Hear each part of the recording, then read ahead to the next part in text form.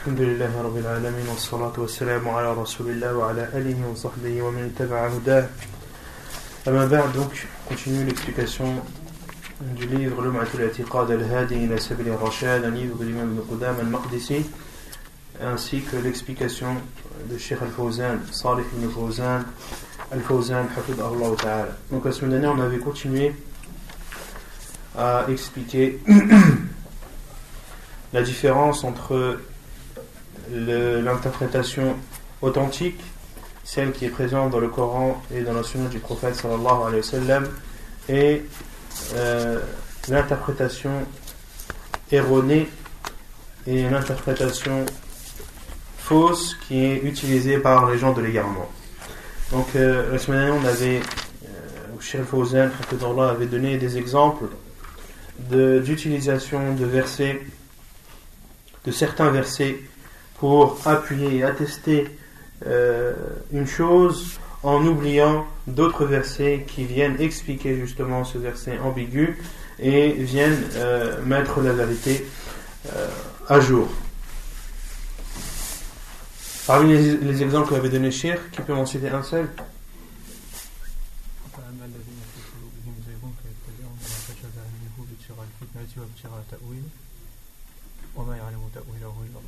Non.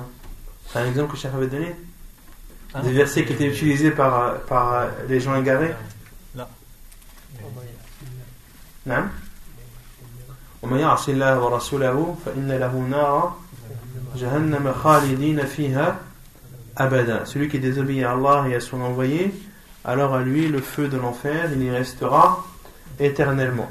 Comment est-ce que certains utilisent ce verset, ou qu'est-ce qu'ils en déduisent? Que celui qui fait un péché, quel que soit ce péché, et d'autres ont dit les grands péchés, eh bien il est considéré comme étant un non-musulman, car Allah Azza wa Jal lui a promis l'enfer dans lequel il restera éternellement. Or ceux qui resteront éternellement en enfer sont les non-musulmans. Et ils ont pris en compte ce verset en délaissant lequel?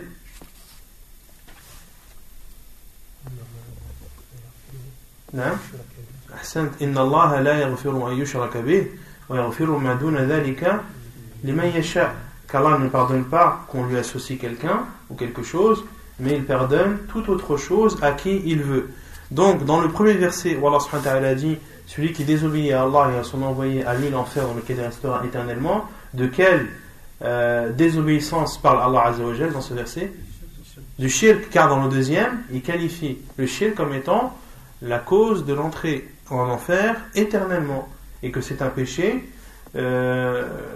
qui, lorsqu'il est commis et n'est pas suivi de repentir, et que la personne meurt dans cet état, Allah subhanahu wa ta'ala ne lui pardonnera pas. Quant à tout autre péché autre que associer une divinité à Allah subhanahu wa ta'ala, eh bien la personne est sous la volonté d'Allah azza wa jal, soit il lui pardonne, soit il le châtie. S'il le pardonne, c'est par sa miséricorde, et s'il le châtie, c'est par sa justice.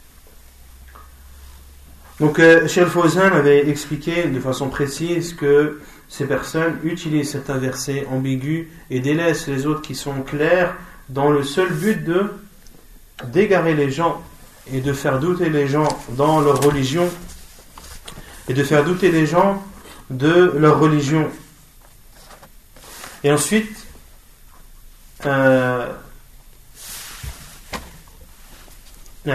Cheikh Fawzan avait cité un hadith du prophète sallallahu alayhi wa sallam, lorsque le prophète alayhi wa sallam avait lu le verset: quant à ceux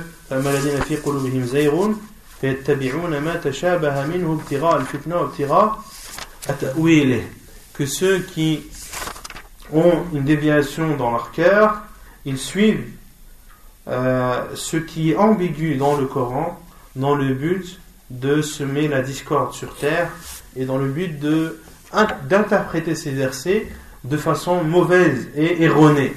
Et le prophète sallallahu alayhi wa sallam a dit ensuite, comme cela est rapporté dans le Bukhari et Muslim: إذا رأيتم الذين يتبعون المتشابه فأولئك الذين سمى الله فاحذروهم. Le prophète sallallahu alayhi wa sallam a dit, après avoir cité ce verset: lorsque vous voyez des personnes qui suivent ce qui est ambigu dans le Coran ou dans la sunna du prophète sallallahu alayhi wa sallam, ce sont eux qu'Allah azza wa jalla a nommés. Ce sont eux qu'Allah subhanahu wa ta'ala a nommés dans ce verset, et prenez garde contre eux. Prenez garde contre ces personnes. Et Cheikh Fawzan avait ensuite classifié ces personnes qui utilisent ces versets ambigus ou ces hadiths ambigus en deux. Soit ce sont des ignorants qui sont entrés dans un domaine qu'ils ne connaissent pas, et en général, celui qui entre dans un domaine qu'il ne connaît pas et commence à parler et à apporter ses avis, en général, il apporte toujours des choses extraordinaires, pas seulement des choses mauvaises, des choses extraordinairement mauvaises. Des personnes qui parlent sans connaître vont obligatoirement dire des choses qui n'auront jamais été dites auparavant. Donc quand tu veux parler dans un sujet, quand tu veux parler d'une chose, quand tu veux rentrer dans un domaine, et d'abord apprends ce domaine, prends connaissance, et lorsque tu auras atteint une certaine science, alors dans ce cas, tu peux te permettre de donner ton avis et de parler. Ou bien alors, ce sont des personnes qui connaissent, ce ne sont pas des ignorants, au contraire, ils connaissent, mais ils utilisent ces versets pour semer la discorde, pour détourner les musulmans et pour les faire douter de leur religion.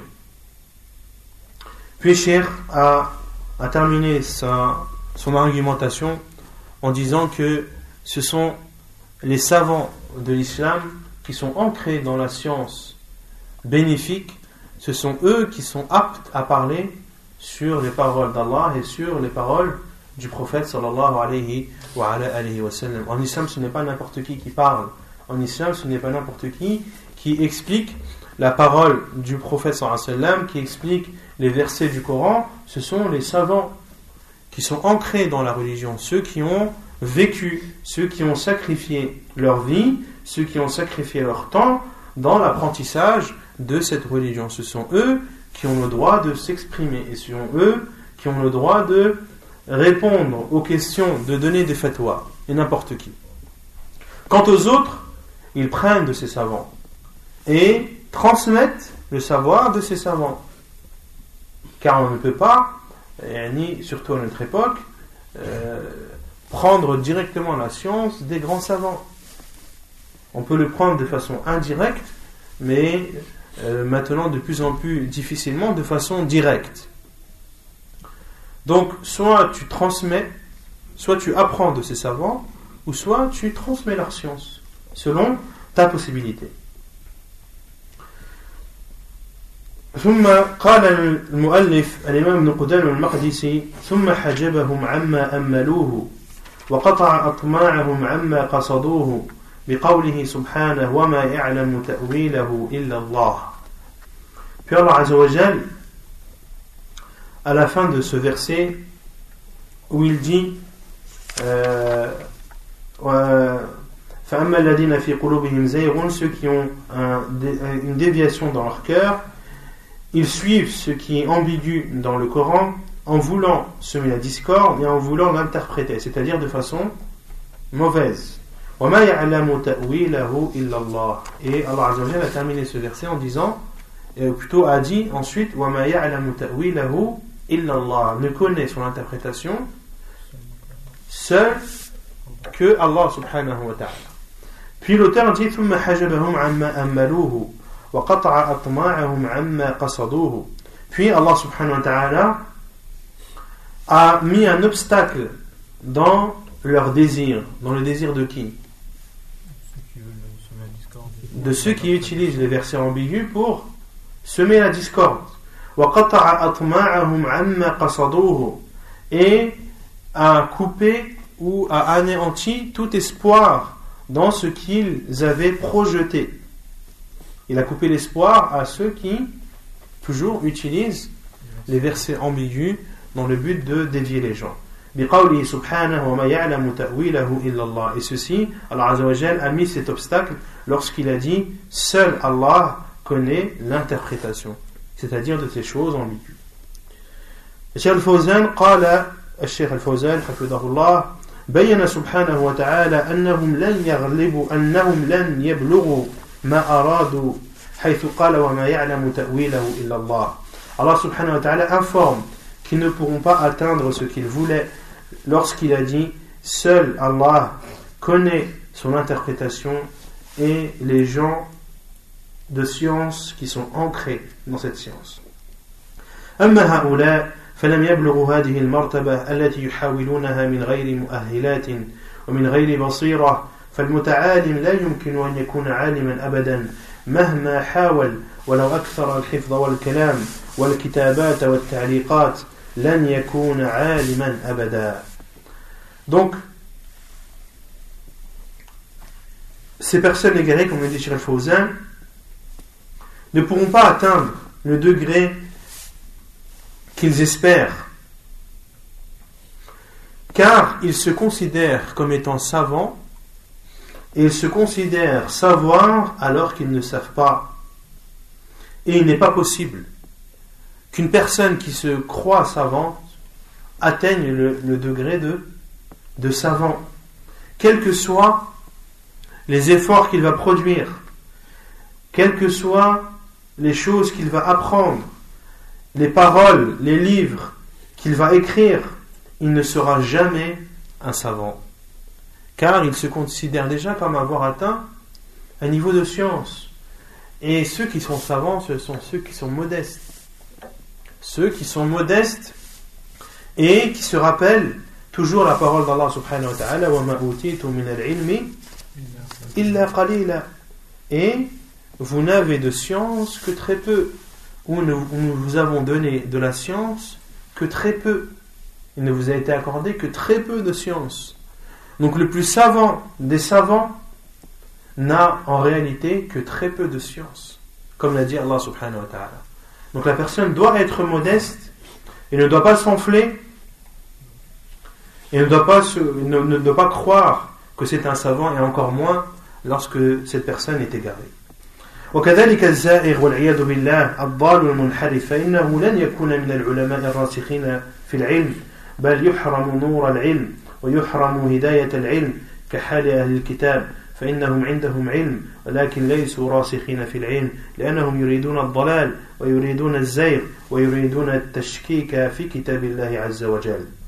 Et également l'égaré, qu'Allah nous en préserve, celui qui dévie de la vérité, il ne fera jamais partie des savants qui sont ancrés dans la science.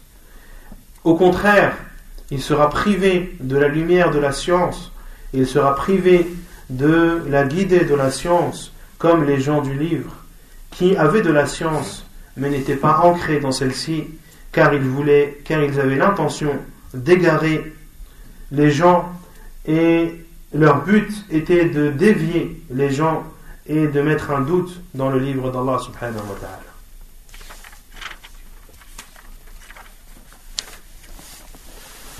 طيب يقول المؤلف رحمه الله قال الإمام أبو عبد الله أحمد بن محمد بن حنبل رحمه الله في قول النبي صلى الله عليه وسلم إن الله ينزل إلى سماء الدنيا وإن الله يرى في القيامة وما أشبه هذه الأحاديث. Puis l'auteur, l'imam Ibn Qudama dit, et l'imam Abu Abdillah Ahmad ibn Muhammad ibn Hanbal, qu'Allah lui fasse miséricorde, a dit, dans la parole du prophète sallallahu alayhi wa sallam, Allah descend vers le ciel le plus bas, et Allah sera vu le jour du jugement, et tout ce qui ressemble à ces hadiths. قال الشيخ الفوزان الإمام أبو عبد الله أحمد بن محمد بن حنبل الشيباني أحد الأئمة الأربعة وإمام أهل السنة الصابر على المحنة الذي ابتلي فصبر وثبت حتى نصر الله به هذه العقيدة وقمع به أهل الزيغ من الجهمية والمعتزلة. Donc Cheikh Al-Fawzan dit, hafidahullah, l'imam Abu Abdillah Ahmad ibn Muhammad ibn Hanbal al-Shaybani fait partie des 4 imams. Wa imamu ahli sunnah, et il est appelé l'imam des gens de la sunnah. As-sabiru ala al-mihna, celui qui a patienté dans l'épreuve, celui qui a été éprouvé, qui a patienté et resté ferme jusqu'à ce qu'Allah subhanahu wa ta'ala a, par son intermédiaire, donné victoire à cette croyance, et il a humilié et rabaissé les gens de l'égarement parmi Al-Jahmiyya ou Al-Mu'tazila, qui sont 2 sectes. Donc l'imam Ahmad ibn Hanbal, vous connaissez tous, il fait partie des 4 imams. Les 3 autres sont l'imam Malik, l'imam Abu Hanifa et l'imam Al-Shafi'i. Et l'imam Ahmad était appelé, son surnom était Imamu Ahli Sunnah. Imamu Ahli Sunnah. Et les savants citent beaucoup lors de sa biographie que il faisait partie des savants qui connaissaient beaucoup de hadiths par cœur. Certains disent même qu'il en connaissait 1 million. Certains disent même qu'il en connaissait, rahimahullah, 1 million. Il a patienté dans l'épreuve. L'imam Ahmad a été éprouvé par une épreuve qui a été même appelée l'épreuve de l'imam Ahmad. Il a été éprouvé par un gouverneur qui s'appelle Al-Ma'moun, qui lisait beaucoup de livres de philosophie et est arrivé à un point de vue qui est que de dire que le Coran est créé. Est-ce que ça vous choque, ça? De dire que le Coran est créé. Ça choque ou pas? Est-ce que ça choque au point d'être châtié, de patienter, de ne pas dire cette parole, même sous les coups de fouet, sous l'emprisonnement, etc. Non, certains considèrent que c'est du kufr. Pourquoi? Car le Coran, qu'est-ce que c'est? C'est la parole d'Allah subhanahu wa ta'ala. Et la parole d'Allah subhanahu wa ta'ala, c'est un attribut d'Allah azza wa jal. Allah azza wa jal, parmi ses attributs, il y a la vue, il y a l'ouïe, il y a les mains, il y a le pied, le mollet, etc. Et parmi également les caractères, les attributs d'Allah azza wa jal, il y a la parole. Comme a dit Allah azza wa jal, فَأَجِرْهُ حَتَّى يَسْمَعَ كَلَامَ اللَّهِ, يعني donne-lui un sursis jusqu'à ce qu'il entende la parole d'Allah. Donc la parole d'Allah fait partie de ses attributs. D'accord? Et de dire que le Coran est créé, que c'est une créature, cela revient à nier que Allah Azza wa Jal a une parole. Et cela a été instauré dans le but de nier les attributs d'Allah Azza wa Jal, et parmi ces attributs, la parole, de dire qu'Allah subhanahu wa ta'ala ne parle pas. Donc Cheikh Al-Fawzan continue et dit فَلَمْ يَتَمَكَّنُوا مِنْ تَنْفِيذِ فِكْرَتِهِمُ الْخَبِيثَةِ وهي القول بخلق القرآن حيث وقف رحمه الله سدا حائلا ووقف معه الأئمة الموقف الحازم لكن هو أقوى من وقف في هذا المقام وصبر على الأذى وضرب وسجن وحمل إلى المشرق للقتل ولكنه صبر رحمه الله حتى نصر الله به الملة وقمع به الجهمية والمعتزلة ولم يستفيدوا من قوتهم واستمالتهم للحاكم في وقتهم ورد الله كيدهم في نحورهم بسبب موقف هذا الإمام الجليل الإمام أحمد ibn Hanbal rahimahullah. Donc Cheikh Fawzan dit ensuite, et ils n'ont pas pu appliquer ou imposer leur pensée malsaine qui était de dire que le Coran est créé, car l'imam Ahmad rahimahullah était un barrage, était devant eux comme une barrière, et il restait debout et ferme avec certains autres imams sans lâcher prise. Mais l'imam Ahmad rahimahullah était parmi les imams qui s'étaient soulevés ou qui avaient contredit le gouverneur dans cette parole. L'imam Ahmad rahimahullah faisait partie de ceux qui avaient le plus souffert et ceux qui étaient le plus forts dans cette épreuve. Il a patienté dans le mal. Il a été frappé. Il a été emprisonné. Il a été transporté vers l'Orient pour y être exécuté. Et l'imam Ahmad rahimahullah il a été convoqué par Al-Ma'moun, qui avait tout d'abord pensé, il avait cette idée en tête que le Coran était créé. Et il hésitait sur le fait de l'imposer aux gens et d'instaurer ceci et d'imposer les gens à cette croyance. Jusqu'au jour où il est passé à l'acte et où il a ordonné à ses émissaires d'emprisonner, de châtier, d'emprisonner, voire de tuer ceux qui oseraient contredire cette parole et ceux qui ne voudraient pas s'y soumettre. Et certains savants et certains grands imams se sont soulevés, parmi eux l'imam Ahmad ibn Hanbal et parmi eux également Muhammad ibn Nuh. Et ces deux, l'imam Muhammad ibn Nuh et l'imam Ahmad, ont été convoqués par Al-Ma'moun et ils ont été transférés en Orient sur un seul âne, les deux sur un seul âne. Et Muhammad ibn Nuh est mort lui dans ce trajet, et le Ma'moun a envoyé un émissaire pour aller dire à l'imam Ahmad dans la route, sur le chemin, que Al-Ma'moun avait préparé une épée qui n'avait jamais été servie, une épée toute neuve qui n'avait encore tué personne. Et l'imam Ahmad rahimahullah a invoqué Allah Azza wa Jal pour qu'il ne rencontre pas Al-Ma'moun, et Allah Azza wa Jal a exaucé son invocation, et Al-Ma'moun est mort entre temps, et l'imam Ahmad, ceux qui l'ont accompagné, ont fait demi-tour. Ensuite, celui qui a succédé à Al-Ma'moun était plus indulgent et a convoqué l'imam Ahmad pour faire un débat avec les savants qui étaient à ses côtés, à côté de ce gouverneur.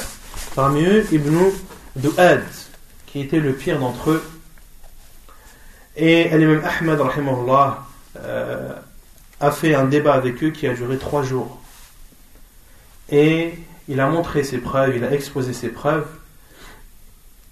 Mais cet imam, par son orgueil, n'a pas accepté. Et l'imam Ahmad est retourné en prison. Et parmi les arguments de l'imam Ahmad, lorsque on lui a demandé que dis-tu sur le Coran, il a répondu, je dis que c'est la parole d'Allah, car Allah Azza wa Jalla a dit وَإِنِ اسْتَجَارَكَ فَأَجِرْهُ حَتَّى يَسْمَعَ كَلَامَ اللَّهِ. Et s'ils te demandent un sursis, donne-leur le sursis jusqu'à ce qu'ils entendent la parole d'Allah. Et Allah subhanahu wa ta'ala dit Ar-Rahmanu 'allama al-Qur'an wa lam yaqul khalaqa al-Qur'an. Et Allah Azza wa Jalla dit dans Sourate Ar-Rahman Ar-Rahmanu 'allama al-Qur'an.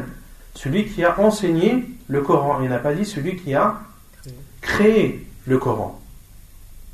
Et d'autres preuves que l'imam Ahmad rahimahullah ta'ala a utilisées. Ensuite, il a été châtié rahimahullah, il a été fouetté à plusieurs reprises au point de s'évanouir. Et ce gouverneur qui a succédé à Al-Ma'moun avait ordonné à 2 bourreaux de le frapper, l'un lui donnant 5 coups et l'autre lui donnant 5 coups, pour que l'un puisse se reposer pendant que l'autre fait sa tâche. Et ce gouverneur est décédé, et c'est un autre qui a pris la succession, et Allah Azza wa Jal l'a guidé à travers un savant dont j'ai oublié le nom, qui a été convoqué par ce gouverneur, toujours en présence de de Ibn Du'ad, qui était à côté de ce sultan. Et lorsque le savant est rentré, il lui a dit Assalamu alaykum. Et le gouverneur a dit La sallamak Allah. Qu'Allah ne te donne pas la paix et je ne réponds pas à ton salam.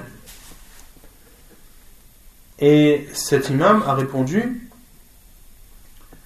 que celui qui t'a donné une mauvaise éducation. En parlant de qui? De ces savants qui sont à ses côtés et qui soutiennent le fait que le Coran est une créature. Il lui a dit, celui qui t'a éduqué t'a donné une mauvaise éducation. Car Allah Azza wa Jalla a dit وَإِذَا حُيِّيتُمْ بِتَحِيَّةٍ فَحَيُّوا بِأَحْسَنَ مِنْهَا أَوْ رُدُّوهَا. Et lorsque on vous salue d'un salut, saluez d'une façon meilleure, ou bien rendez ce salut qui vous a été donné. Donc le minimum, ça aurait été qu'ils disent alaykoum salam. Puis cet imam était touché par cette parole et le débat a commencé. Il a donc ordonné à ses savants de lancer un débat sur cette personne. Puis Ibn Du'ad a posé la question qu'il avait posée à l'imam Ahmed: que dis-tu sur la parole d'Allah? Et ce savant a dit sur le Coran. Que dis-tu sur le Coran?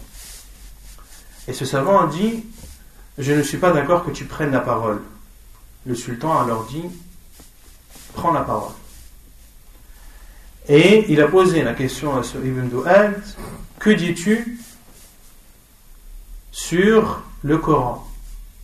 Il a répondu que ce Coran est makhlouq. Ensuite, ce savant lui a dit: est-ce que le prophète sallallahu alayhi wa sallam, ou bien Abu Bakr, ou bien Omar, ont dit que ce Coran était créé? Il a répondu non. Ensuite, il lui a dit: est-ce qu'il savait qu'il était créé? Il a répondu non. Ensuite, ce savant lui a dit: donc tu sais une chose que ni le prophète sallallahu alayhi wa sallam, ni Abu Bakr ne savaient? Il a répondu si, il le savait. Ensuite, il lui a dit: ils le savaient donc, mais ils ne l'ont pas dit. Car ils n'ont pas jugé que, ils le savaient selon ce que tu dis, selon ta parole, ils le savaient, mais malgré qu'ils l'aient su, ils ne l'ont jamais dit. Ils ne l'ont jamais transmis et encore moins ordonné aux gens de le croire. Pourquoi alors ordonnes-tu de propager une chose que ni le prophète sallallahu alayhi wa sallam ni Abu Bakr n'ont propagée? Et pourquoi tu te permets de faire des choses que ni le prophète sallallahu alayhi wa sallam et ses compagnons n'ont faites? Et là, l'homme est resté bouche bée. Et ceci a fait que ce gouverneur a réfléchi, il s'est isolé, a réfléchi et a fait la tawbah, s'est repenti à Allah subhanahu wa ta'ala et a ordonné aux gens de ne plus considérer que le Coran était une créature.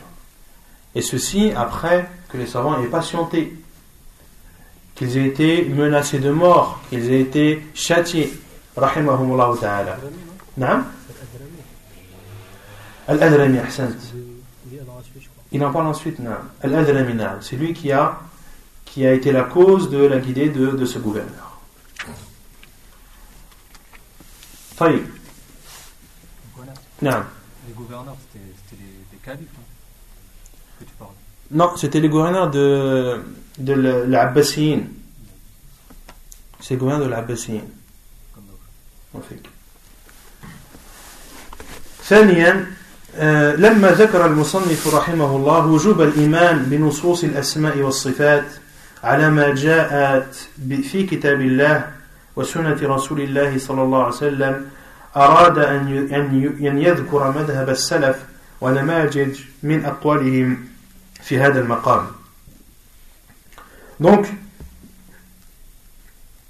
لما ذكر المصنف رحمه الله وجوب الإيمان بنصوص الأسماء والصفات, une fois que l'auteur Ibn Qudama al-Maqdisi a expliqué qu'il était obligatoire de croire au nom et attributs d'Allah subhanahu wa ta'ala, il a voulu donner des exemples de salaf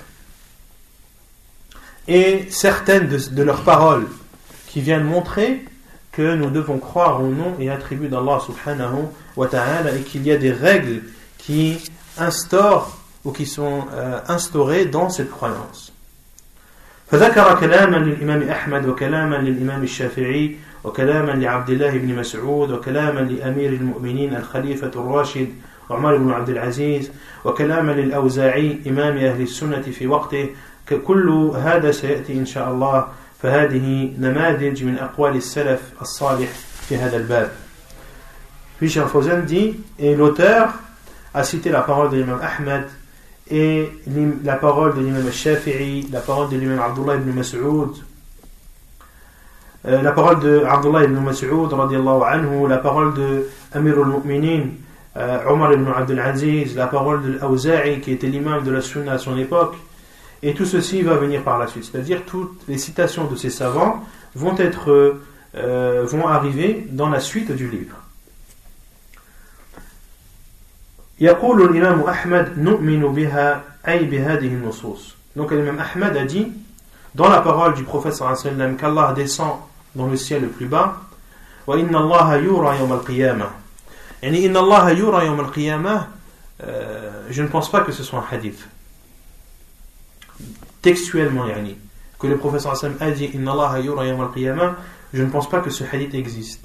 Mais une chose est sûre, c'est que Allah subhanahu wa ta'ala sera vu le jour du jugement. Ça, c'est quelque chose de plus que sûr, et les hadiths à ce sujet sont mutawatir. Et les hadiths à ce sujet ont atteint le plus haut degré d'authenticité. Mais de dire que le prophète sallallahu alayhi wa sallam a dit textuellement Inna Allah yura yawm al-qiyamah, Allahu a'lam, je ne pense pas que ce soit un hadith. وما أشبه هذه الأحاديث, et tout ce qui ressemble à ces hadiths. Puis l'imam Ahmad a dit نؤمن بها ونصدق بها لا كيف. Nous croyons en ces sources, c'est-à-dire nous croyons en ces hadiths, ونصدق بها, et nous attestons qu'elles sont vraies, لا كيف, sans dire comment. يقول الإمام أحمد, donc Cheikh Al-Fawzan explique cette parole, l'imam Ahmad dit نؤمن بها, nous y croyons, c'est-à-dire en ces textes. نزول الله جل وعلا إلى سماء الدنيا وما أشبه ذلك, وأنه يرى يوم القيامة عيانا بالأبصار يراه المؤمنون بأبصارهم عيانا وما أشبه هذه النصوص. Quels sont ces textes? Les textes qui parlent de la descente d'Allah subhanahu wa ta'ala dans le ciel le plus bas, et tout ce qui est semblable, et tout ce qui est similaire à ces hadiths, et qu'Allah azza wa jal sera vu le jour du jugement par nos yeux, par les yeux des gens, yarahu al-mu'minun, par les yeux des croyants, que les croyants le verront Allah subhanahu wa ta'ala avec leurs yeux de façon claire. يقول نؤمن بها ونصدق بها خلافا للمبتدعة الذين لا يؤمنون بها ويقابلونها بالتكذيب أو بالتأويل أو التحريف. Donc l'imam Ahmad a dit nous y croyons et nous attestons qu'elles sont vraies, c'est-à-dire tous ces textes, nous y croyons et nous attestons qu'ils sont vrais, et ceci contrairement aux innovateurs qui ne croient pas en ces textes et qui répondent à ces textes soit en les considérant comme un mensonge, en disant que ce hadith par exemple est faible, ou soit en les interprétant, ou soit en interprétant ces textes et en les expliquant, en leur donnant une explication qui n'est pas la leur. La kayf, et l'imam Ahmad a dit sans dire comment.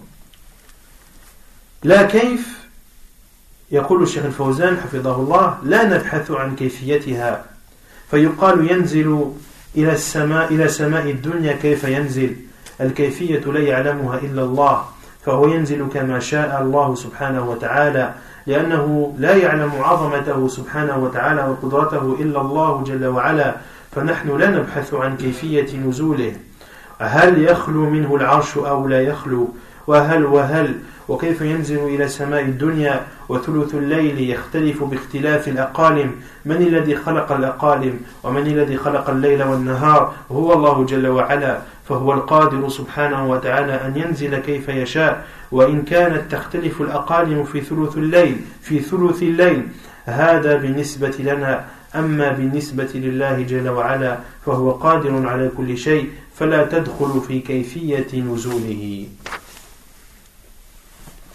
Donc de ne pas dire comment, c'est-à-dire de ne pas chercher le comment des attributs d'Allah subhanahu wa ta'ala et de dire par exemple Allah descend dans le ciel le plus bas, comment est-ce qu'il descend? Car le professeur Sam a dit Yanzulu Rabbuna, qu'Allah subhanahu wa ta'ala descend dans le ciel le plus bas chaque dernier tiers de la nuit. Chaque dernier tiers de la nuit, Allah subhanahu wa ta'ala descend dans le ciel le plus bas et dit Man yastaghfiruni fa'aghfiru lahu wa man yas'aluni fa'u'tiyah.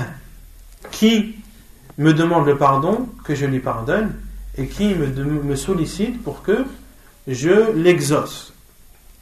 Donc Cheikh Al-Fawzan dit on ne doit pas dire qu'Allah descend, comment est-ce qu'il descend? Car la façon par laquelle Allah Azza wa Jal descend n'est connue que de lui. Il descend subhanahu wa ta'ala comme il le veut. Car seul ne connaît son immensité et sa force et sa puissance qu'Allah subhanahu wa ta'ala. Nous ne devons donc pas rechercher comment est-ce qu'Allah subhanahu wa ta'ala ou la façon avec laquelle Allah subhanahu wa ta'ala descend. Est-ce qu'il est séparé de son trône ou est-ce qu'il n'est pas séparé ou toute autre question. Comment est-ce qu'Allah subhanahu wa ta'ala descend dans le ciel le plus bas alors que le dernier tiers de la nuit diffère en fonction des endroits dans la planète. Avec le décalage horaire, il y a des endroits où c'est le dernier tiers de la nuit et d'autres endroits où il fait jour. Non, même des personnes peuvent se poser cette question. De se poser, Allah subhanahu wa ta'ala descend le dernier tiers de la nuit, mais quand c'est le dernier tiers de la nuit ici, c'est pas le dernier tiers de la nuit là-bas, etc. Comment est-ce qu'Allah subhanahu wa ta'ala descend? Ce sont des questions qui ne doivent pas être posées. Non. Comment répondre à ceux qui disent non, c'est sa science qui descend, sinon ça veut dire qu'il se déplace d'un point à un autre, et ça, je sais pas. Comment est-ce qu'on répond à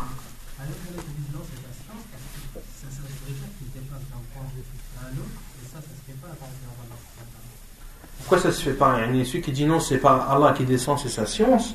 Nous on lui dit, le prophète sallallahu alayhi wa sallam a dit Yanzilu Rabbuna. Le prophète sallallahu alayhi wa sallam a dit Yanzilu Rabbuna. Qui descend? Notre Seigneur. Descend notre Seigneur. Pourquoi dire la science alors que le prophète sallallahu alayhi wa sallam a dit notre Seigneur? Descendre, c'est-à-dire se déplacer d'un point à un autre, ça c'est pour les créatures. Comme l'a dit Cheikh Al-Fawzan, comme il a dit, de se poser la question comment est-ce qu'Allah descend alors que dans le dernier tiers de la nuit, alors que le dernier tiers de la nuit diffère en fonction des endroits du monde. Puis Cheikh Al-Fawzan dit qui a créé ces endroits dans le monde? Qui a créé la nuit et le jour? C'est Allah subhanahu wa ta'ala. C'est lui donc qui est capable de descendre comme il le veut. Même si les fuseaux horaires diffèrent et même si le dernier tiers de la nuit n'est pas le même dans les différents coins de la planète, mais ceci, comme a dit Al-Fawzan, ceci vis-à-vis de nous.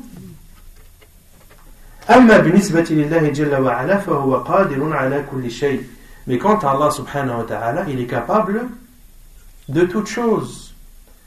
On ne doit donc pas rentrer dans la façon par laquelle Allah subhanahu wa ta'ala descend. On ne doit pas demander comment est-ce qu'Allah azza wa jal descend. Il descend comme il le souhaite, il descend comme il le veut, il descend d'une façon que seul lui connaît subhanahu wa ta'ala, car seul lui connaît son pouvoir et connaît son immensité subhanahu wa ta'ala. Et le fait de dire mais comment une personne peut descendre d'un tiers de la nuit dans ce coin du monde et dans l'autre, ici tu commences déjà à te comparer à comparer Allah subhanahu wa ta'ala à ta capacité à toi d'être humain minable. Voilà. C'est ça qui fait ta'wil, tashbih et tamsil. Non? Celui qui dit ça, il fait ta'wil, tashbih et tamsil. Voilà, et cette question-là, quand elle se pose, tu ne peux poser cette question qu'en la comparant avec ce que tu connais. Or, Allah subhanahu wa ta'ala, rien ne lui ressemble, comme l'a dit subhanahu wa ta'ala, laysa kamithlihi shay. Rien, absolument rien, ne ressemble à Allah subhanahu wa ta'ala. Donc tu ne peux même pas t'imaginer de la puissance d'Allah subhanahu wa ta'ala, tu ne peux même pas t'imaginer de la grandeur d'Allah subhanahu wa ta'ala, car tout ce que tu pourras t'imaginer, ce ne sera pas ça. Non. C'est clair.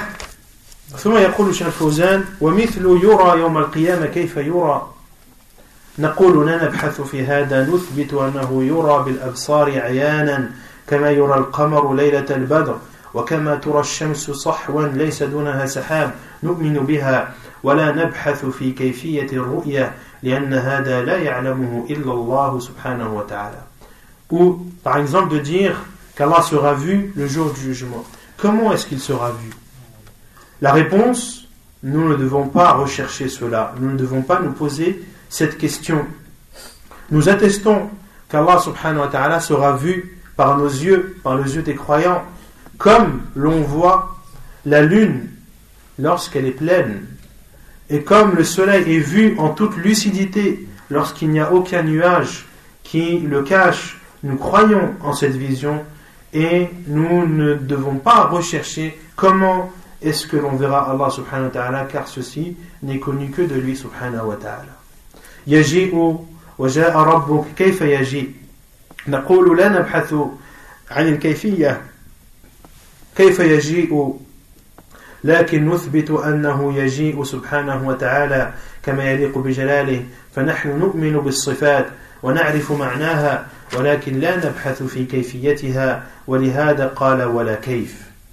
Un autre exemple, Allah subhanahu wa ta'ala viendra, comme le dit subhanahu wa ta'ala dans le Coran, وَجَاءَ رَبُّكَ, et ton Seigneur viendra. Comment est-ce qu'il viendra? Nous répondons, nous ne devons pas rechercher et nous ne devons pas nous poser cette question de comment est-ce qu'Allah subhanahu wa ta'ala viendra. Mais nous devons attester qu'Allah subhanahu wa ta'ala viendra, comme cela est propre à lui subhanahu wa ta'ala. Nous devons croire en ses attributs et nous connaissons le sens de venir. Qui ne connaît pas le sens de venir? Qui ne connaît pas le sens du verbe venir? Tout le monde sait ce que ça veut dire venir. On connaît tous le sens. Mais nous ne devons pas nous demander comment est-ce qu'Allah subhanahu wa ta'ala vient. Pour cela que l'imam Ahmad a dit Nu'minu biha wa nusaddiqu biha la kayf. Nous y croyons, nous attestons qu'elles sont vraies, que tous ces hadiths et tous ces attributs et noms d'Allah subhanahu wa ta'ala sont vrais, mais nous ne devons pas de nous poser la question du comment. ثم قال الإمام أحمد ولا معنى ولا كيف ولا معنى, sans comment et sans sens, sans signification. قال الشيخ الفوزان ولا معنى المراد بهذه اللفظة أي المعنى الذي يفسره به المبتدع وهو التأويل, ليس المراد نفي المعنى الحقيقي فإن معناها معروف كما يقول الإمام مالك رحمه الله الاستواء معلوم والكيف مجهول والإيمان به واجب والسؤال عنه أي عن الكيفية بدعة.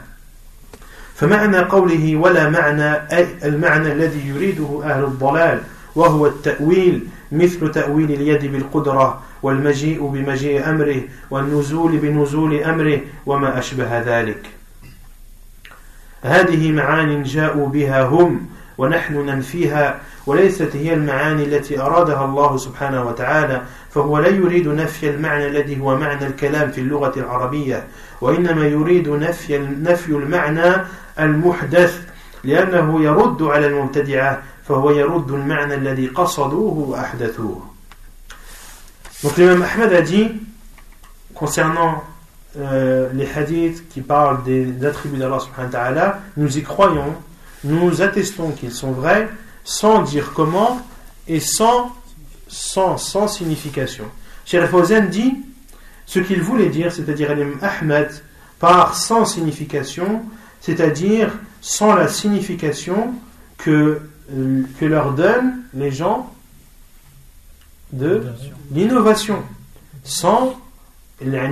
c'est-à-dire sans l'innovation que leur donnent les innovateurs, qui est at-ta'wil, qui est l'interprétation fausse. Et en aucun cas l'imam Ahmed ne voulait dire qu'il n'y a pas de sens, c'est-à-dire que les sens que les attributs d'Allah Azza wa Jalla n'ont pas de signification.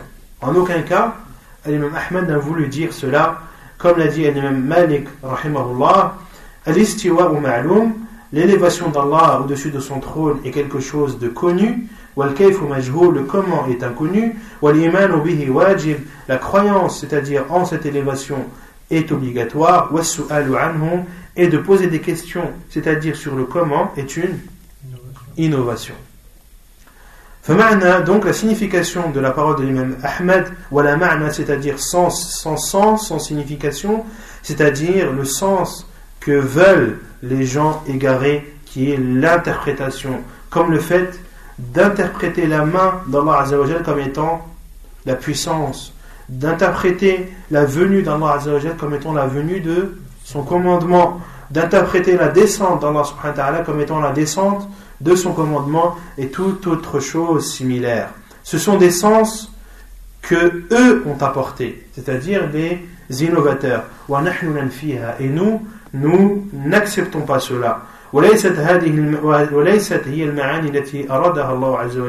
ce ne sont pas les sens qu'a voulu Allah subhanahu wa ta'ala, car Allah azza wa jalla ne veut pas nier le sens des attributs d'Allah azza wa jalla, leur sens connu dans la langue arabe, mais l'imam Ahmed ne veut pas nier le sens connu de tout le monde, qui est le sens dans la langue arabe, mais il dit qu'il n'y a pas de sens, c'est-à-dire qu'il parle du sens innové par ces innovateurs. Car l'imam Ahmed parle en répondant aux innovateurs, il parle donc du sens que veulent et que attestent ces innovateurs.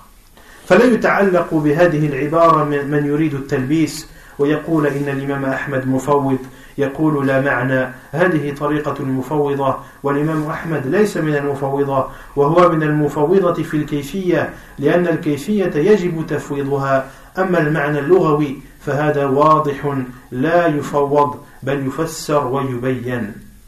Donc Cheikh Fawzan explique que on ne doit pas s'attacher et s'accrocher à cette parole de l'imam Ahmed rahimahullah, et plutôt ceux qui veulent douter ou faire douter les gens de la sunna s'accrochent à cette parole de l'imam Ahmed et disent que l'imam Ahmed est mufawwid. Qu'est-ce que tafwid? On avait déjà parlé de tafwid. C'est de laisser le sens, pas de dire qu'il n'y a pas de sens, de laisser le sens à Allah. De dire par exemple Allah a une main, pour eux la main ça ne signifie rien, seul Allah Azza wa Jalla ne connaît la signification du mot main. Voilà. Ils remettent tout à Allah subhanahu wa ta'ala. Et ceci est interdit. Ceci est interdit et est un moyen, c'est un égarement de penser cela, car celui qui fait tafwid, en vérité, il adore quelque chose d'inexistant. Celui qui fait tafwid, celui qui dit que la venue d'Allah, ça n'a aucune signification, seul Allah la connaît. La main d'Allah, ça n'a aucune signification, seul Allah la connaît. Qu'Allah voit, ça n'a aucune signification, seul Allah en connaît la signification. Allah entend, ça n'a aucune signification, il n'y a qu'Allah qui connaît. Jusqu'au point où les savants ont dit que celui qui fait tafwid, en vérité, il adore quelque chose, il adore le néant. Celui qui fait tafwid adore le néant, car il ne sait pas, il ne connaît pas qui il adore. Quant aux gens de la sunna, ils attestent, comme a attesté Allah Azza wa Jal, ils attribuent ce qu'Allah subhanahu wa ta'ala s'est attribué, ils attribuent à Allah ce que le prophète sallallahu alayhi wa sallam lui a attribué dans les hadiths authentiques, en connaissant le sens et en remettant, non pas le sens à Allah, mais le comment. Le comment, oui, on le remet à Allah subhanahu wa ta'ala. Car seul Allah subhanahu wa ta'ala connaît comment il est. Et seul Allah Azza wa Jal sait comment il voit, comment il entend, et sait comment est-ce qu'il descend et comment est-ce qu'il vient. Subhanahu wa ta'ala. Donc le Cheikh Al-Fawzan hafidhahullah dit, donc ces personnes disent que l'imam Ahmed est mufawwid, car l'imam Ahmed dit que les attributs d'Allah n'ont pas de sens. هذه طريقة المفوضة. Et l'imam Ahmed ne faisait pas partie de l'mufawwida. Oui, il faisait partie de l'mufawwida, mais de ceux qui font at-tafwid dans le comment. Et car il est obligatoire de faire le tafwid sur le comment des noms et attributs d'Allah subhanahu wa ta'ala. C'est une obligation de remettre le comment des attributs d'Allah Azza wa Jal à lui seul. Amma al-ma'na al-lughawi, quant au sens littéraire de ces attributs, فهذا واضح لا يفوض. Ceci est clair et on ne doit pas faire de tafwid dessus, bal yufassar wa yubayyan. Mais au contraire, on doit expliquer, ces sens doivent être expliqués et montrés. C'est clair ou pas? ونكتفي بهذا القدر. سبحانك اللهم وبحمدك أشهد أن لا إله إلا أنت أستغفرك وأتوب إليك.